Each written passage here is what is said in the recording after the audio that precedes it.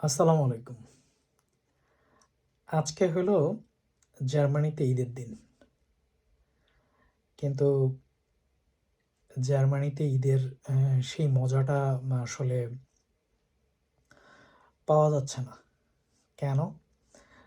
আ কারণ হলো আজকে সারাদিন কাজ করছি। এত কাজ করছি যে আসলে মুখ দিয়ে যে কথা বের হবে সেটাও আসলে বের হচ্ছে না ঠিকমতো। আমি যদিও আসলে খুব ক্ষুধার্ত। ব্যাপারটা এরকম না যে কাজ করতে, করতে ক্ষুধার্ত হয়ে গেছি। মানে রাতের খাবারের জন্য ক্ষুধার্ত আরকি। তো আমরা যারা দেশের বাইরে থাকি, এক্সেপ্ট মিডল ইস্ট ছাড়া সবার কাছেই আসলে ঈদ বলতে কোনো কথা নেই। একটা নরমাল দিনের মতোই আসলে চলতে থাকে।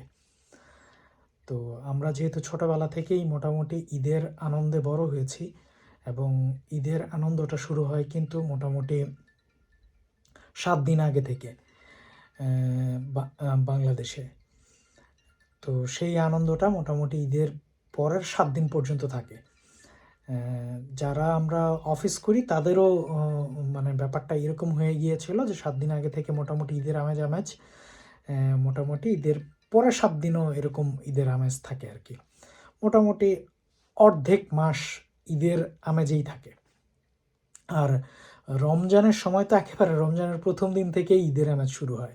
কারণ হলো রোজা রাখা, সিয়াম সাধনা করা, তারপরে বিভিন্ন জায়গায় বন্ধুদের সাথে ইফতার করা, ফ্যামিলির সাথে ইফতার করা।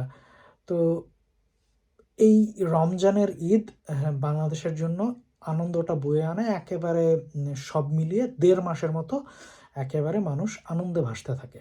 বিভিন্ন কারণে অকারণে। তো কিন্তু জার্মানিতে এটা সম্ভব না। যেমন আজকে সত্যি কথা বলতে মানে নরমাল দিনের মতোই একেবারে রুটি আর হলো সবজি খেয়েই মোটামুটি অফিসে যাইতে হইছে। তারপরে ব্রেকে যেমন রুটি খেতে হইছে অথবা কিছু ফ্রুটস খাইতে হইছে। কিন্তু আমরা বাংলাদেশে যখন থাকতাম তখন তো মোটামুটি আমাদের বিভিন্ন ধরনের পিঠা থেকে শুরু করে, সেমাই থেকে শুরু করে পোলাও, কোরমা বিভিন্ন কিছুই আমরা আ যে ব্যক্তিটা একেবারেই গরিব, অ্যা মানে যার টাকা-পয়সাটা অনেক সমস্যা, সেও কিন্তু একটা ভালো-মন্দ এই দিনে খাওয়ার চেষ্টা করে। তারপরে হইলো বন্ধুদের সাথে আড্ডা দেওয়া। কিন্তু ৭,০০০ কিলোমিটারের মতো দূরে বাংলাদেশ থেকে জার্মানিতে বসে আসলে ঈদের আনন্দটা পাওয়া যায় না। কিন্তু যারা মোটামুটি একটু আ স্টুডেন্ট আছে এখনো, তাদের ক্ষেত্রে কিছুটা পসিবল। কারণ হলো তারা এই দিনটা কাজে রাখে না অথবা কাজ থাকলেও মোটামুটি ছুটি নিয়ে নেয়। সবাই মিলে একসাথে নামাজ পড়তে যায়। তারপরেও একেবারে ২-৩ ঘন্টার বেশি মানে ঈদের আমেজটা থাকে না। যারা একসাথে একেবারে একই বিল্ডিংয়ে থাকে তাদের জন্য আ জিনিসটা ডিফারেন্ট। কিন্তু অন্য কারো ক্ষেত্রেও মানে একটা সময় পরে চিন্তা করে আসলে এই আড্ডাটা দিয়ে কি লাভ? বরঞ্চ একটু কাজে গেলে আমরা মোটামুটি কিছু টাকা আসবে। এই চিন্তাটাই করে। আর যাদের অফিস আছে তারা তো আ উম আ মানে কোনো ভ্যালিড কোনো কারণে অফিস বাঙ্ক করতে পারে না। অনেকেই যেটা করে আরকি সেটা হলো আমিও ইচ্ছা করলে করতে পারতাম যে আমি বলতে পারতাম যে, "আমি অসুস্থ, আমি আসবো না।" কিন্তু আসলে মিথ্যা কথা বলতে চাচ্ছি না।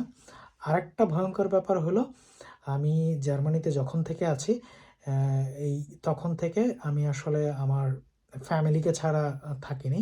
মানে আমার তো একটা মেয়ে আছে। ওই মেয়েকে ছাড়া থাকি নাই। মানে ঈদের দিন থাকি নাই এটা হয় নাই। কিন্তু এইবারই ১ম মোটামুটি আমার ফ্যামিলিকে ছাড়া আছি। কারণ হলো আমার যে ওয়ার্কিং প্লেস এটা একটা ডিফারেন্ট জায়গায়। সেইজন্য আমাকে আমার ফ্যামিলিকে ছাড়াই আসলে ঈদের দিন কাটাইতে হইছে। অ্যা সমস্যা নেই। ২ দিন পরে আমি আমার ফ্যামিলির কাছে যাবো। আমার মেয়ের সাথে দেখা হবে। হয়তো সেদিনই আমার নতুন করে ঈদ হবে। অ্যা বাংলাদেশ থেকে যারা আ এরকম করে বিদেশে চলে আসেন, তাদের জন্য একটা শিক্ষণীয় ব্যাপার। সেটা হলো যদি আপনি এই ধরনের ফেস্টগুলো যদি মিস করতে না চান, তাহলে আপনার বাংলাদেশে থাকাটাই বেটার। আর যদি মিস করতে চান, তাহলে আপনি এরকম দেশের বাইরে চলে আসবেন এবং এই দিনগুলোতে আপনার প্রচণ্ড মন খারাপ হবে। আসলে মন খারাপটা ব্যাপারটা এরকম না যে আমি ওই ধরনের মজা কেন পাচ্ছি না? এই মন খারাপটা আসলে ভিতর থেকে আসে। এবং প্রত্যেকটা মানুষের মন খারাপের কারণগুলা হেতুগুলা বিভিন্ন ধরনের হয়। আমি মন খারাপের জন্য আসলে ভিডিও করতেছি না, আমি জাস্ট বাস্তবতাটা তুলে ধরছি। বাংলাদেশ থেকে মানুষ বাইরে চলে আসে, দেশের বাইরে চলে আসে, ইউরোপ আমেরিকাতে থাকে, মিডল ইস্টে থাকে, অনেক কারণ আছে। কারো ফাইন্যান্সিয়াল ব্যাপার থাকে, কারো সিকিউরিটির ব্যাপার থাকে, বিভিন্ন ধরনের কারো পার্সোনাল কোনো ব্যাপার থাকে যারা কেউ বলতে চায় না। কিন্তু আলটিমেটলি আমরা তো ছোটোবেলা থেকেই বাংলাদেশে ছিলাম, একটা বড় সময় বাংলাদেশে ছিলাম, অনেক আমাদের রন্ধে রন্ধে বাংলাদেশের কালচার ঢুকে গেছে। তো আমরা এই বাংলাদেশের কালচারটা অনেক মিস করি, এবং সবচেয়ে বেশি মিস করি আমাদের যেই ধর্মীয় উৎসবগুলো, এগুলো আমরা প্রচুর মিস করি। যাই হোক, মানে আমি আসলে কাউকে মন খারাপ লাগানোর জন্য কথাগুলো বলতেছি না, এটাই বাস্তবতা, এবং এইটাই হয়ে থাকে প্রত্যেকটা প্রবাসীর জীবনে। আল্লাহ হাফেজ, ঈদ মোবারক।